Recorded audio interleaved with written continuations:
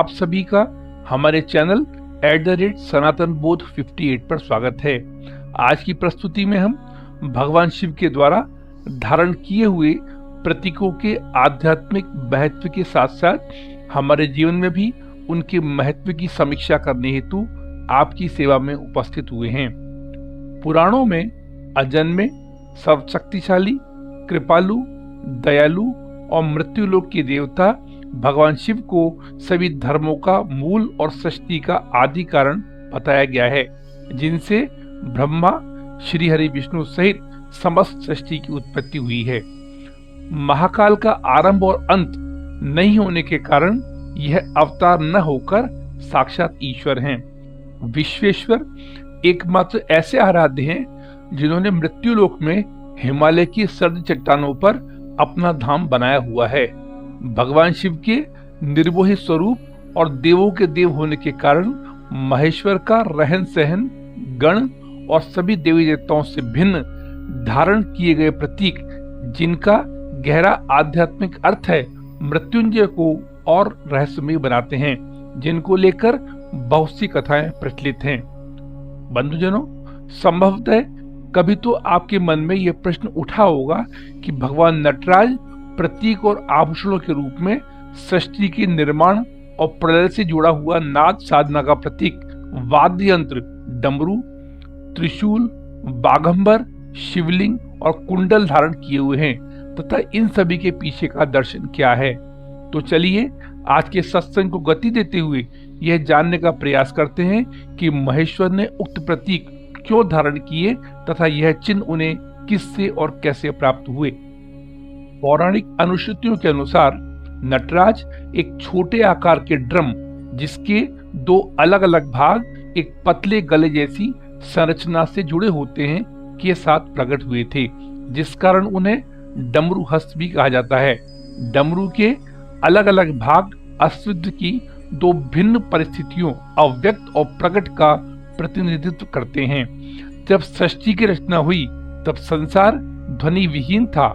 माता सरस्वती के प्राकट्य के साथ ही सृष्टि में ध्वनि का संचार तो हुआ, लेकिन फिर भी बिना स्वर और ताल के ध्वनि संगीत विहीन थी। तब मृत्युंजय भगवान शिव ने तांडव नृत्य करते हुए 14 बार डमरू बजाया, जिसकी नाद से व्याकरण और संगीत से छंद व ताल का उद्भव हुआ। अर्थात डमरू की आवाज से ही चंचलता आई और संसार चहचहा उठा। डमरू ब्रह्मांड का सबसे प्राचीन और प्रथम वाद्य यंत्र है, जिससे 14 तरह की लय और मधुर ध्वनि निकलती है। जहां पुराणों में नाद को सृजन का स्रोत और भगवान शिव के प्रसिद्ध नृत्य नटराज का अभिन्न अंग बताया गया है, वहीं शिव पुराण में डमरू को ब्रह्मदेव का स्वरूप वर्णित किया गया है। यहाँ यह बताना आवश्यक प्रतीत होता है कि नाद अर्थात ओम यानी ब्रह्मांड की ध्वनि को वीर रस की ध्वनि भी माना जाता है, जिसकी उत्पत्ति वैद्यनाथ के डमरू से ही हुई है। महेश्वर खुशी और विनाश के लिए तांडव नृत्य इसी डमरू की धुन पर करते हैं, जिसके ब्रह्मांडीय प्रदर्शन से संस्कृत भाषा को पहचाना गया था। मान्यता है कि जब काशीपति डमरू बजाकर तांडव नृत्य करते हैं तो प्रकृति में नई ऊर्जा का संचार हो, संसार दुख और पीड़ा से उभरने लगता है। और जब त्रिपुरारी साधना में होते हैं तो डमरू उनके त्रिशूल पर बंधा होता है। डमरू का एक हिस्सा निर्माण और सृजन तथा दूसरा हिस्सा विनाश का द्योतक है। घर में डमरू की ध्वनि के कारण नकारात्मक ऊर्जा को प्रवेश नहीं मिलने से सकारात्मक ऊर्जा का संचार और मौजूद नकारात्मकता का नाश होता है। डमरू की ध्वनि से कई चमत्कारी मंत्रों की उत्पत्ति हुई है, जो व्यक्ति को मजबूती प्रदान करने के साथ बीमारियों से लड़ने में भी शक्ति देते हैं। शिव पुराण के अनुसार अस्त्र शस्त्र के सर्वश्रेष्ठ ज्ञाता तथा धनुष और त्रिशूल के आविष्कारक स्वयं भगवान शिव ही हैं, जिन्होंने सर्वप्रथम धनुष का आविष्कार और प्रयोग किया था। सृष्टि के आरंभ में भोले बाबा के प्राकट्य के साथ रजगुण, तमगुण और सत्वगुण भी प्रकट हुए, जो त्रिपुरारी का 3 शूल अर्थात त्रिशूल बने। इन गुणों के बिना सृष्टि का सृजन और उनमें सामंजस्य बैठा पाना संभव नहीं था। अतः शिव जी ने इन तीनों गुणों को अपने हाथों में एक चूल में बांध कर रखा, जो उनके हाथों में शोभायमान देखा जाता है। अन्य शब्दों में भगवान शिव के हाथ में त्रिशूल मानव शरीर में मौजूद 3 मूलभूत नाड़ियों बाईं, दाहिनी और मध्य के साथ इच्छा, लड़ाई और ज्ञान का भी प्रतिनिधित्व करता है। माना जाता है कि इन नाड़ियों से होकर ही ऊर्जा की गति निर्धारित होती है और भ्रमण करती है।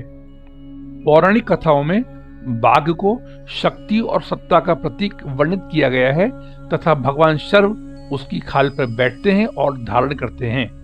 भगवान का बाघ की खाल पर बैठना और धारण करना दर्शाता है कि वे शक्ति के मालिक और सभी शक्तियों से ऊपर हैं।